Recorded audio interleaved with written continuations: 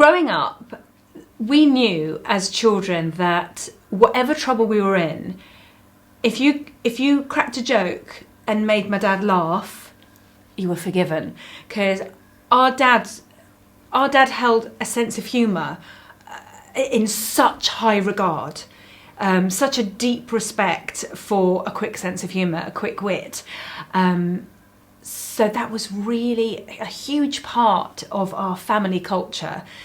And also, my dad is a very well-known Iranian artist, writer, poet, showman as well. And with no exaggeration, they used to have parties, my parents, in the 70s and 80s, every night of the week. Either we would be taken to a party with our parents or they would have a party. And our life was quite chaotic in that way. And what my dad started to do was notice that I did impersonations. So he would get so excited, there'd always be a point in the evening where I'd hear the Shappi, come and do your Thatcher impression. And I would be in this room where everyone like smoking over this little kid that's doing an impression of Margaret Thatcher. And then everyone would laugh.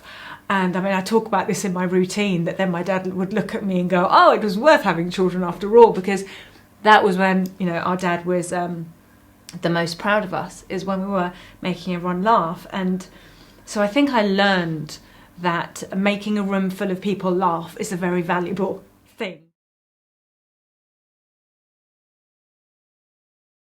The fact that we fled Iran and my dad could no longer have this wonderful career and this really lovely lifestyle that we had there when we became refugees, I do remember it had a profound effect on me, because suddenly Iran was so far away and it was in trouble. You know, there was a war on every single day. My parents would spend on the phone knowing that Tehran had been carpet bombed, and they're ringing to see if they can still get in touch with family.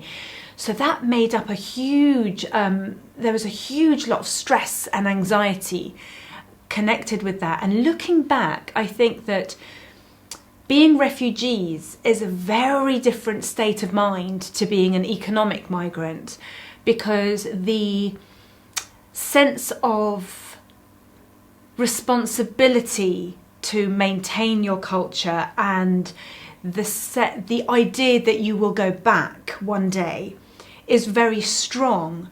What I remember is, as a child, knowing that Iran was somewhere that we were going to go back to, more and more feeling utterly embedded in English culture, because, you know, I was a reader and I like people and I wanted to be part of the gang, and I started speaking like this from a very young age, because my parents, frankly, spoke so foreign, and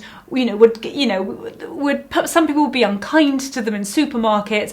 So I thought as a child, if I spoke like this, then it would sort of make up for the fact that my mum had just gone to the 5 items or less queue in the supermarket with a massive shopping trolley, you know, not quite adhering to rules and regulations the way British people do.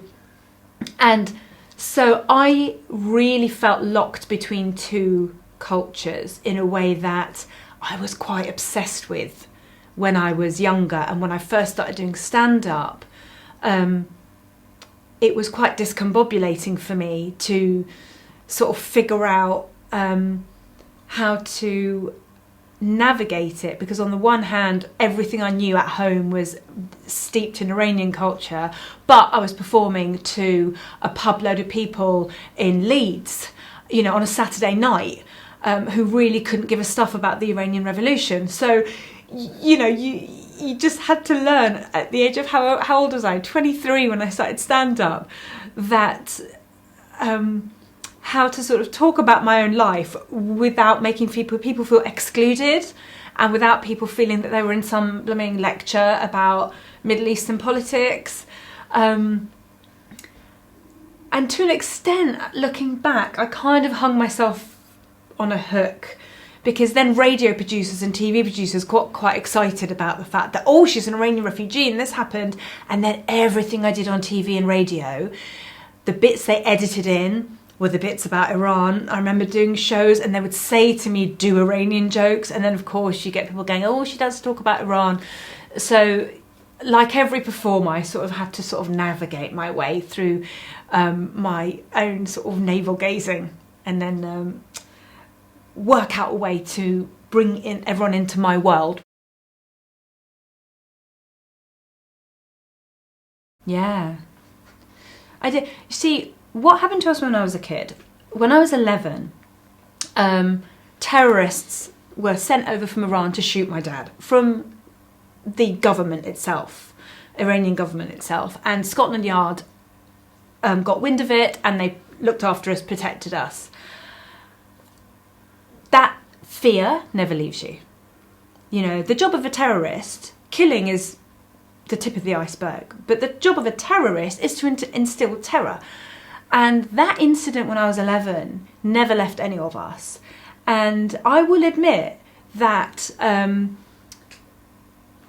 you know, there's been times where I've been so overly fearful of being known publicly. Like I had one letter. No, I had about 3 letters, to be fair. I had 3 letters anonymously from somebody who was creepy, and I moved house. You know, I don't mess around. If I feel unsafe, I go. And I think that really comes from that really odd week I had when I was 11, when we came home and 2 massive, tall police officers said that we had to leave immediately. And yeah, I'm conscious of it. It's never something I would forget.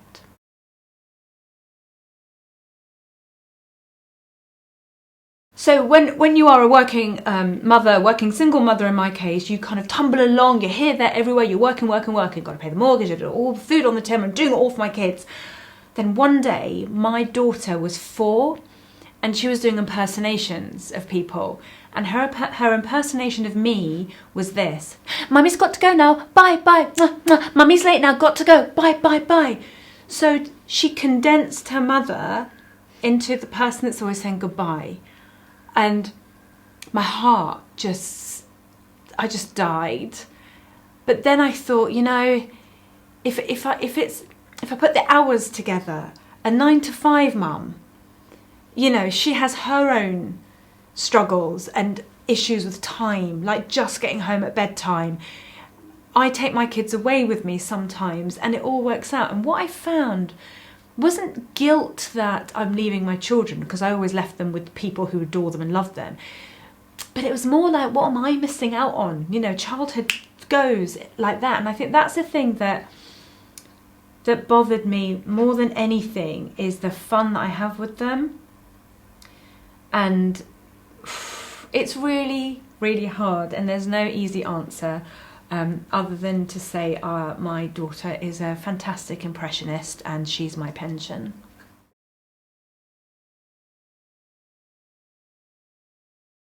So I have given serious talks on diversity and on the merits of learning a second language. And being part of 2 cultures. And that has been really, really interesting for me, because I think my take on diversity might be very different to other people, what other people would imagine my take to be. All my life, I've had people really interested in my background, and you're from Iran, and you were refugees, and they tried to kill your dad in London, and all of this. Now, I so often meet people who then, when I talk to them, they'll go, oh, I'm just really boring. Oh, you know, we can trace our family back to, you know, William the Conqueror. I'm just so boring. And I was speaking to somebody who could trace their family tree back to William the Conqueror. We're talking about diversity. And in our conversation, I found out that this person that I was speaking to, who was, you know, very English and very much of the mind that I'm the interesting one because I'm the foreigner, I found out that their parents broke up when they were small. Their dad left, they never saw their dad again. And this person's mother had what we used to call back then a nervous breakdown, was sectioned, and for 2 years, the person that thought I was so interesting went into foster care until eventually being reunited with their mum.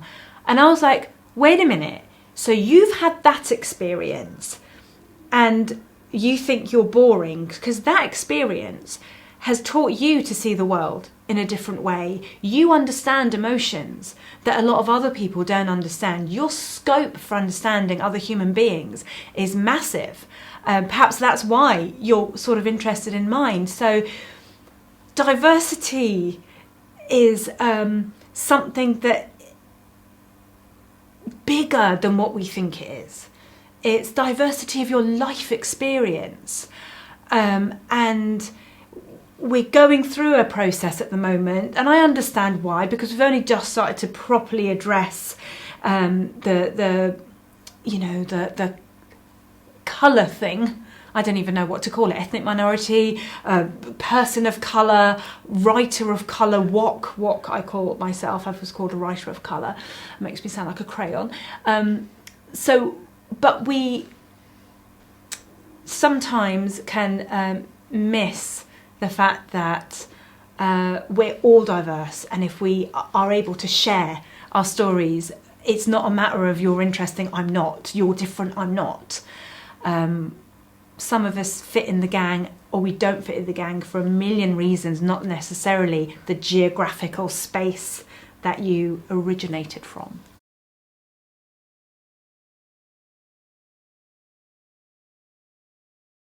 If I'm doing a tour show, I know I can stay on the same theme, the same subject for ages. I know that I can make it very, very personal to me. But for a corporate, I pick material that is much more accessible and everyone's experience. Like, I'm much more likely to talk about, pets or relationships or popular culture. So it's not really about me. It's more about us, about everyone, just a bit more general. Relatable is the word I'm looking for. There was no need for any of that waffle. Relatable, much more relatable, instantly relatable material. So, and also, like, I was on I'm a Celebrity, get me out of here. I have so much fun at corporates talking about I'm a Celebrity, because even if you haven't seen that show, you've heard of it.